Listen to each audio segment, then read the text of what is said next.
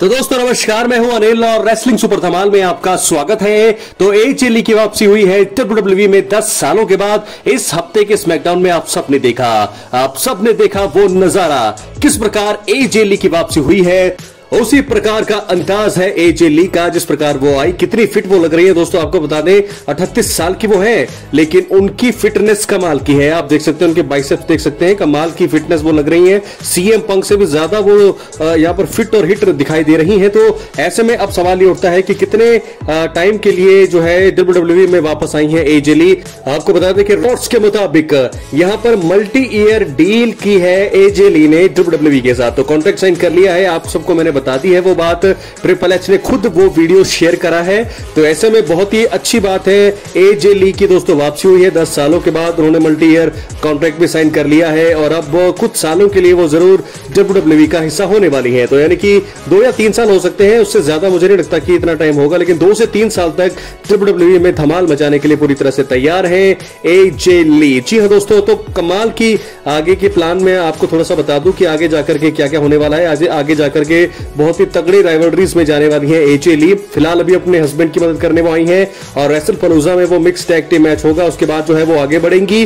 Future में बहुत सारे मैच उनके होने वाले हैं, जैसे एजे ली वर्सेस रॉक्सन परेज, एजे ली वर्सेस लिव मॉर्गन, एजे ली वर्सेस शार्लेट फ्लेयर, एजे ली वर्सेस अलेक्सा ब्लिस, एजे ली वर्सेस रिया रिप्ली। और वर्ल्ड चैंपियनशिप के लिए भी वो जाएंगे और वुमेन्स वर्ल्ड चैंपियन भी वो बनेंगी। ऐसा मुझे लगता है, ऐसा होने वाला ये प्लान है एजे ली का। और सबसे पहले मुझे लगता है कि बेकी लिंच को चैलेंज करेगी वो इंटरकॉन्टिनेंटल चैंपियनशिप के लिए। क्या है आपकी राय, अपने कमेंट बॉक्स में जरूर दें। और अगर आप चैनल पर नए हैं दोस्तों, सब्सक्राइब करने के बाद ऑल पर क्लिक जरूर करें। दोस्तों एजे ली से जुड़ी सारी जानकारी मैंने आपको यहां पर दे दी है। अब हम बात करने वाले हैं अपनी अगली स्टोरी की तरफ, अगली खबर की ओर। आपको बता दें रेसलपलूजा भारत में हम देख पाएंगे 21 सितंबर को। तो इस प्रकार हम देखेंगे रेसलपलूजा 20 सितंबर को। बात कर लेते हैं, कुछ 3 से 4 मुकाबले मुझे लगता है कि होने वाले हैं। 2 से 3 मुकाबले तो कंफर्म हो गए हैं। 4 मैचों के बारे में हम बात कर रहे थे दोस्तों, और उसके बारे में थोड़ा हम बता देते हैं आपको कि कैसा ये मुकाबला रहने वाला है और किसके जीतने के चांसेस हैं रेसलपलूजा में। तो सबसे पहला जो मुकाबला फिक्स हुआ है Brock Lesnar versus John Cena के बीच, उस मैच के बारे में बात कर लेते हैं। और मुझे लगता है इस मैच में एक स्टुलेशन ऐड होने वाली है और मुझे ऐसा लगता है कि शर्त जरूर जोड़ी जाएगी इन दोनों ही तगड़े रेसलर्स के बीच में। 11 साल बाद होंगे आमने सामने Brock Lesnar versus John Cena. John Cena का आखिरी मैच है, रिटायरमेंट टूर चल रहा है। तो ऐसे में मुझे ऐसा लगता है इस मुकाबले में द बीस्ट ब्रॉक लेसनर की जीत होगी। क्या लगता है आपको, अपनी राय आप कमेंट बॉक्स में जरूर दें। क्या दोस्तों जॉन सीना को यहां पर जिताया जाएगा? जिस प्रकार की फिजिक और मोमेंटम ब्रॉक लेसनर के पास है, मुझे नहीं लगता कि ब्रॉक लेसनर की हार होगी और वापसी के बाद तो उन्हें कतई हार के लिए बुक नहीं किया जाएगा। तो मुझे लगता है इस मैच में आराम से जीतेंगे ब्रॉक लेसनर और हार होगी जॉन सीना की। ये दूसरा मैच मुझे लगता हो सकता है, हालांकि कोडी रोड्स अभी ब्रेक पर है, लेकिन बड़ी जल्दी उनका रिटर्न होने वाला है। आने वाले स्मैकडाउन में शायद वो वापसी करें, लेकिन Cody Rhodes the American nightmare versus Drew McIntyre undisputed championship के लिए मुकाबला होगा। अगर रेसलपलूजा में यह मुकाबला होता है तो आराम से इस मुकाबले में बहुत ही तगड़ा ये मुकाबला होगा, ब्रूटल ये मुकाबला होगा। लेकिन इस मुकाबले में अपने टाइटल को आसानी से रिटेन करेंगे the American nightmare Cody Rhodes. क्या है आपकी राय? अब बात करेंगे दोस्तों तीसरे मुकाबले की। एक मिक्स टैग टीम मुकाबला होगा। एजे ली सीएम पंक एक तरफ, दूसरी तरफ बेकी लिंच सेथ रॉलिंस। इनके बीच भी कमाल की स्टोरी रही है। सबसे पहले यहां पर सीएम पंक को काफी ज्यादा टारगेट किया गया, लेकिन अब एजे ली की भी वापसी हो चुकी है। तो मुझे लगता है इस मुकाबले में बहुत ही तगड़े एक्शन हमें देखने को मिलेंगे। एजे ली बहुत सालों के बाद इन रिंग एक्शन में नजर आएंगी, 10 सालों के बाद। तो ऐसे में मुझे लगता है कि इस मुकाबले में जीत होगी आराम से, क्योंकि एजे ली ने वापसी करी है लंबे समय के बाद, उनको हार के लिए बुक नहीं किया जाएगा। सीएम पंक और एजे ली की होगी जीत। क्या है आपकी राय? तो ये 4 मुकाबले होते हैं। 3 मैचों के बारे में मैं आपको बता चुका हूं, लेकिन इयो स्काई और स्टेफनी बकेर के बीच होने वाला है वर्ल्ड चैंपियनशिप के लिए मुकाबला। नियोमी ने चैंपियनशिप को छोड़ा है, तो मुझे लगता है कि ये बहुत ही ब्रूटल, ये तगड़ा मुकाबला होगा। इयो स्काई कई बार चैंपियन बन चुकी है, लेकिन स्टेफनी बकेर के पास मौका होगा पहली बार डब्ल्यूडब्ल्यूई की दुनिया में पहली बार वर्ल्ड चैंपियन बनने का। तो मुझे लगता है इस मुकाबले में जीत होगी इयो स्काई की नहीं, बल्कि स्टेफनी बकेर बनेंगी हमारी नई वुमेन्स वर्ल्ड चैंपियन। तो 4 मैचों के बारे में मैंने आपको बता दिया है। एक बार दोबारा से मैं बता दूं, जॉन सीना ब्रॉक लेसनर में से जीत होगी ब्रॉक लेसनर की। कोडी रोड्स और ड्रू मैकिंटायर में से जीत होगी कोडी रोड्स की।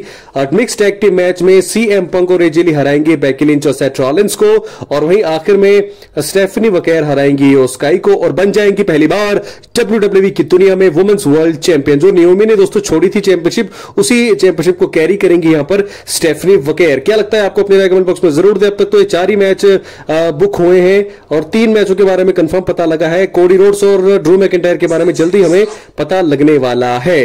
तो और भी इसमें 1 या 2 मैच और ऐड होंगे दोस्तों, अपनी राय कमेंट बॉक्स में जरूर दें। आखिर में अब हम बात बिल्कुल करेंगे ओटीसी रोमन रेंस के फ्यूचर के बारे में, क्योंकि अभी तो वो ब्रेक पर है। क्लैश इन पेरिस में उनको जबरदस्त जानलेवा हमला उनके ऊपर हुआ, लेकिन अब मैं आपको बता दूं जैसे ही वो वापसी करेंगे उसके बाद इस साल का उनका प्लान और अगले साल वो क्या करने वाले हैं उसके बारे में बात मैं करने वाला हूं। इसलिए वीडियो के अंत तक बने रहे और अगर आप चैनल पर नए हैं सब्सक्राइब करने के बाद ऑल पर क्लिक जरूर करें। तो फिलहाल ब्रॉन्सन रीड को हराने के बाद रोमन रेंस पर तगड़ा हमला किया था यहां पर ब्रॉन ब्रेकर ने दोस्तों 2 स्पीयर उन्हें दी, उसके बाद 3 सुनामी दी ब्रॉन्सन रीड ने, जिसके चलते रोमन रेंस को हॉस्पिटलाइज्ड होना पड़ा। लेकिन अब वो शूटिंग पर जाएंगे, उनकी फिल्म जो है स्ट्रीट फाइटर नाम की मूवी में वो एक किरदार निभाएंगे, उसके लिए वो जो है शूटिंग पर जाने वाले हैं। तो इस महीने यानी कि सितंबर के महीने में वो ब्रेक पर रहेंगे।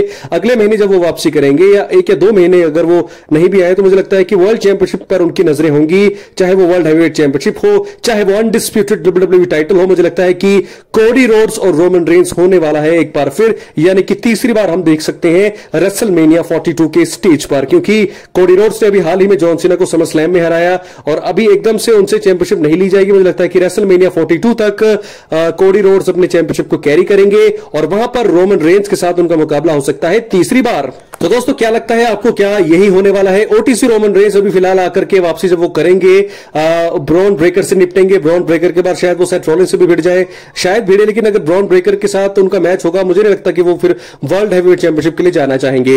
उसके बाद वो मुझे लगता है कि सर्वाइवर सीरीज में अपनी ब्लड लाइन की टीम में दोबारा ज्वाइन होंगे, ओजी ब्लड लाइन। उसके बाद वो रॉयल रंबल को ज्वाइन करेंगे। रॉयल रंबल में मुझे लगता है कि वो जीतने वाले हैं 2026 का रॉयल रंबल, और 2026 का रॉयल रंबल मुकाबले में वो जरूर कंपीट करेंगे क्योंकि उनको चाहिए चैंपियनशिप अपॉर्चुनिटी, उनको एक बार फिर से रेसलमेनिया को मेन इवेंट करना है। तो ऐसे में जब वो रॉयल रंबल में पार्टिसिपेट करेंगे और जब रॉयल रंबल को जीतेंगे तभी उनके पास पूरा प्रॉपर मौका होगा कि वो एक बार फिर अनडिस्प्यूटेड डब्ल्यूडब्ल्यूई चैंपियन बने और दोबारा सत्ता, जो डब्ल्यूडब्ल्यूई की सत्ता को उन्होंने 1316 दिन तक अपने कंधे पर लेकर के वो चले हैं, एक बार फिर उन्हें वो मौका मिले। तो मुझे लगता है कि रॉयल रंबल वो जीतेंगे 2026 का, उसके बाद वो चैलेंज करेंगे अनडिस्प्यूटेड टाइटल के लिए और मुझे लगता है कि कोडी रोड्स ही उस समय चैंपियन बने होंगे और WrestleMania 42 Roman Reigns versus Cody Rhodes WrestleMania 42 तीसरी बार ये होने वाला है अनडिस्प्यूटेड टाइटल के लिए। मुझे लगता है ऐसा ही होने वाला है कि इसके अलावा तो मुझे कुछ और चीजें नजर नहीं आ रही, क्योंकि कोडी रोड्स दोस्तों एक बार फिर उनको चैंपियन इसलिए बनाया है ताकि